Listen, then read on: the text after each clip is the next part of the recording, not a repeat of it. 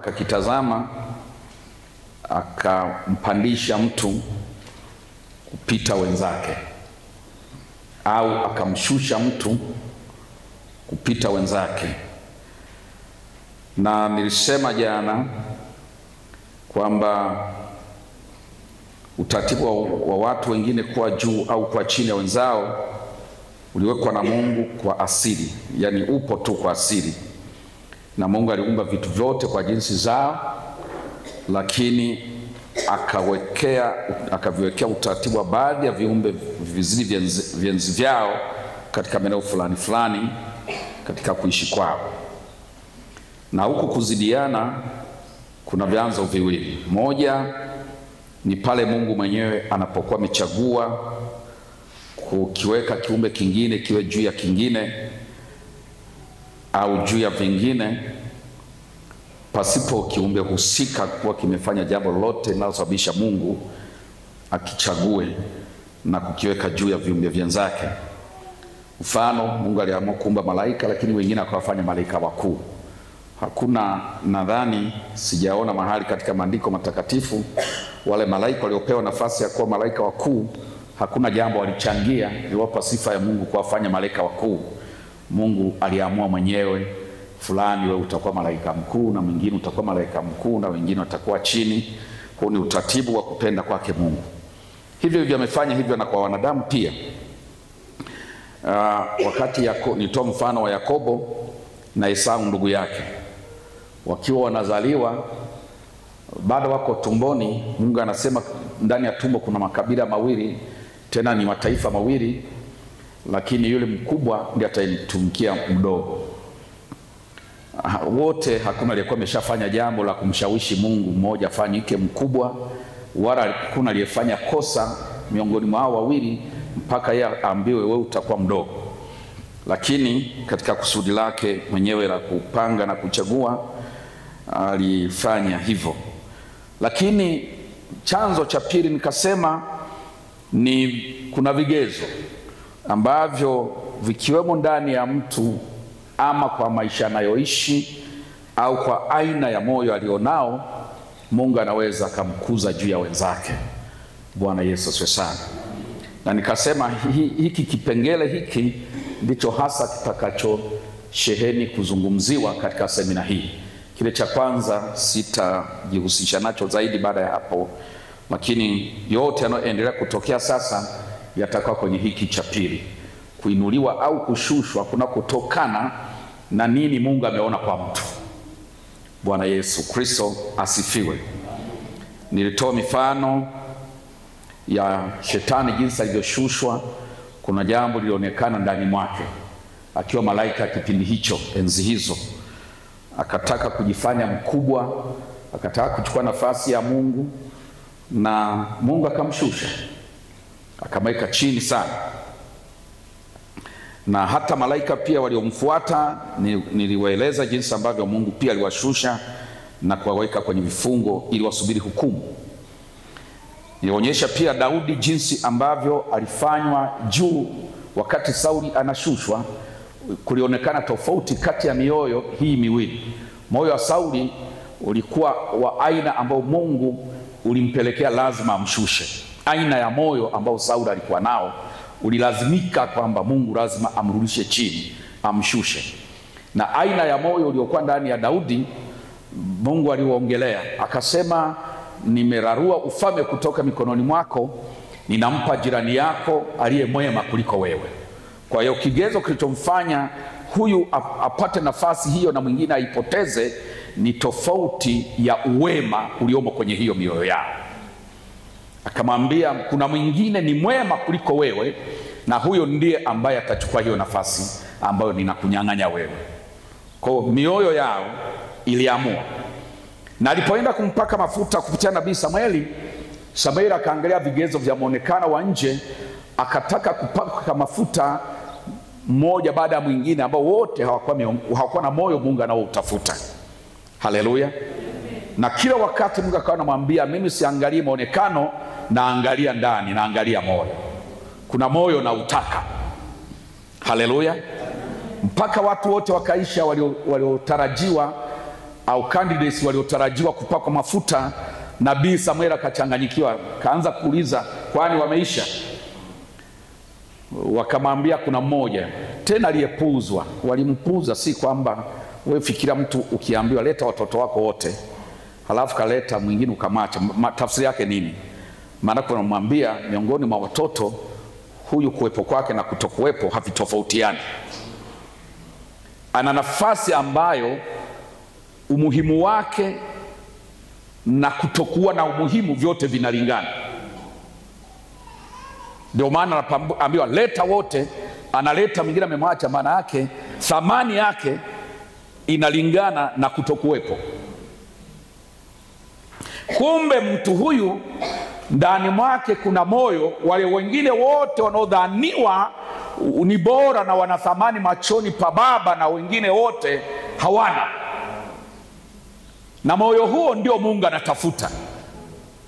Mungu alipomkosa pale, Samuel akasema hatuwezi kukaa mpaka aje.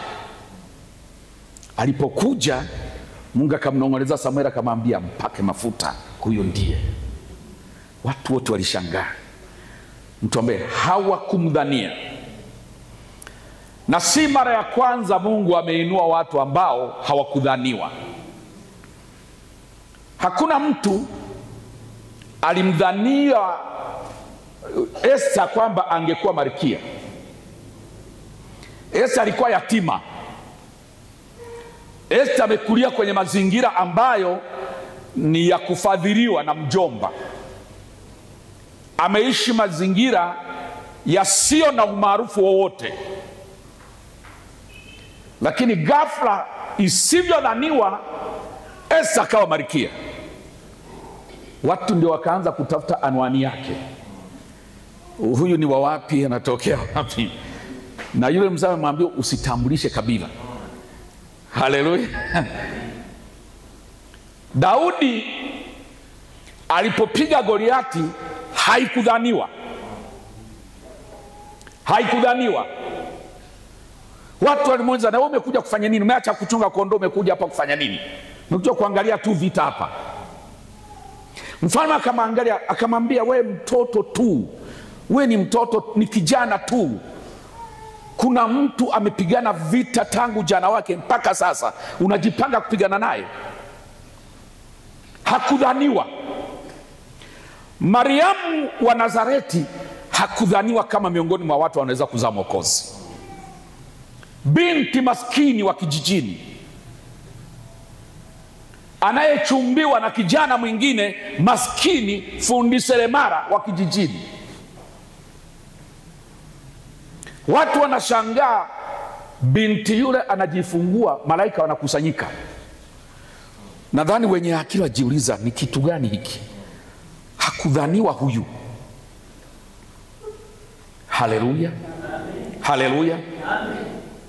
Mungu ameinua watu ambao hawakudhaniwa. Kumbe ndani mwao kulikuwa na kitu ambacho waliodhaniwa hawana. Waliofikiriwa hawakuwa nacho. Wale ambao hawakudhaniwa ndio wana kitu Mungu anatafuta. Bwana Yesu Kristo asifiwe. Amen. Sasa leo naenda hatua pili, ambayo sasa tutaangalia baadhi ya vigezo vinavyoweza kumfanya mtu akainuliwa juu ya wenzake au akashushwa chini ya wenzake. Baadhi ya vigezo. Cha kwanza na cha muhimu sana ni namna mtu ambavyo anamtambua Mungu au kutokumtambua Mungu katika nafasi yake ya uungu. Narudia tena,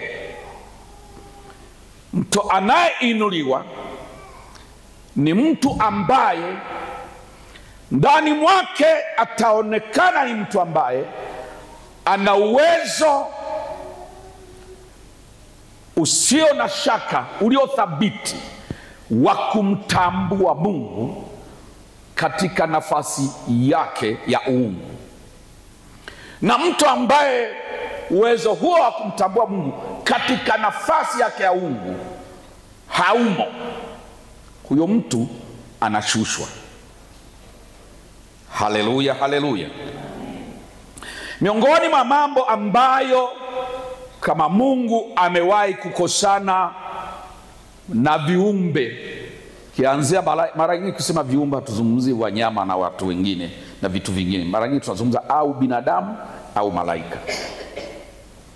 Bwana Yesu sasa, kwa sababu ndivyo alivyovipa ufahamu wa kumjua Mungu, wanadamu pamoja na malaika.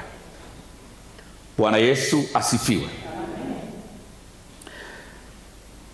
Kama Mungu amewahi kukosana na viumbe na ataendelea kukosana na viumbe, au kama Mungu atafurahishwa na viumbe, ni pale ambapo Mungu anajisikia kiumbe husika, nikimaanisha malaika au mwanadamu, anamweka Mungu kwenye heshima yake ya kuwa Mungu. Hilo ni la kwanza, ni la mbele. Waliokosana na Mungu wengi serious wamekosana kwa jambo hilo. Lucifer alikosana na Mungu kwenye hilo. Haleluya. Malaika wote waliogeuzwa kuwa mapepo, walioshushwa kwenye levo ya kufanywa kuwa mapepo, walikosana na Mungu kwenye hilo. Kwenye hilo, kumpunguzia Mungu heshima yake ya uungu machoni pao. Mungu alikosana nao seriously kwenye eneo hilo. Bwana Yesu asifiwe. Biblia inatuonyesha Mungu akiwa anachagua taifa miongoni mwa mataifa ya wanadamu. Taifa moja liozaliwa kutoka kwa watu aliwafanya marafiki zake kwa kuwachagua, Ibrahimu na uzao wake Isaka na Yakobo. Wakati sasa anaanza kutembea na kuliunda lile taifa, linaitwa taifa la Israeli, alipeleka mlima Sinai, akamwita kiongozi wao aliyekuwa anaitwa Musa, akamwambia njoo huku. Wakaenda wakakaa pamoja muda mrefu mlimani, siku 40. Watu wote hawakuwa na ratiba, walijua tu siku Musa ameondoka, atarudi lini, ameenda kule kwa mazungumzo gani, hakuna mtu alikuwa anajua. Na kwa hiyo muda ulipozidi kwa mrefu, watu wakaanza kupata hofu kwamba labda amekufa. Kule juu Mungu na Musa, mambo ambayo Mungu anaongea ukiyajumuisha yote pamoja, ni Mungu anajitambulisha kwa taifa la Israeli wajue yeye ni nani kwao. Wakishajua ni nani kwao, wajue namna watakavyomheshimu siku zote, wajue taratibu zake na anavyowataka wawe. Haleluya, haleluya. Miaka ya mbele baadaye, wana wa Israeli wakatenda madhambi yao mengi. Baadaye Mungu akatuma mfalme mmoja wa Ashuru, akaja akawakamata, akawapiga, akawabeba, akawapeleka uhamishoni huko Ashuru. Akachukua watu wa Ashuru wengine akawaleta huku, wakajaza nafasi zimebaki wazi. Walivyoanza kuishi kivyao vyao, Mungu akaamuru simba wakaibuka kutoka kusikojulikana, wakaanza kula watu seriously, wakawala kweli kweli. Watu wakapeleka ujumbe, huku hali ni mbaya, watu wanaisha, simba wakazi wanatoka wapi? Baadaye walipoendelea kuuliza, mfalme akaambia, wale watu lipeleka kule hawajui kawaida ya Mungu wa nchi, hawajui namna ya huyu Mungu. Wameenda wakaishi wanavyotaka, kumbe Mungu wa nchi ana utaratibu wake, na nataka watu wauelewe ili wawe salama. Kaambiwa, kashauriwa, peleka makuhani wa huyu Mungu waende wafundishe hao wageni kawaida ya Mungu wa nchi, vinginevyo wataisha. Nirudi kwenye story ile ya kule mlimani. Musa yuko kule mlimani, mazungumzo yote ukiyaweka yote kwa pamoja ukayafanyia jumuisho moja, yalimaanisha mimi ni Mungu mmoja wa pekee na Mungu wenu, msije mkathubutu kuwa na Mungu wa aina nyingine wala kunifananisha na Mungu mwingine, wala msimpe Mungu mwingine nafasi yangu, kwa sababu nina wivu. Naweza kupatiliza maovu kuanzia kizazi cha kwanza mpaka cha 4 cha watu ambao walijaribu kuchukua nafasi yangu wakampa mwingine.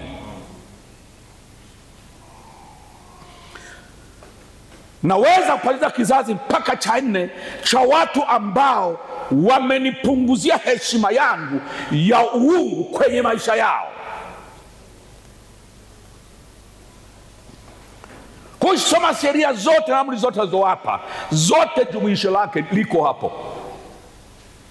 Wasijaribu kumfananisha na kitu kingine, wasijaribu kufanya mbadala mwingine. Yesu alipokuja kwenye fundisho lake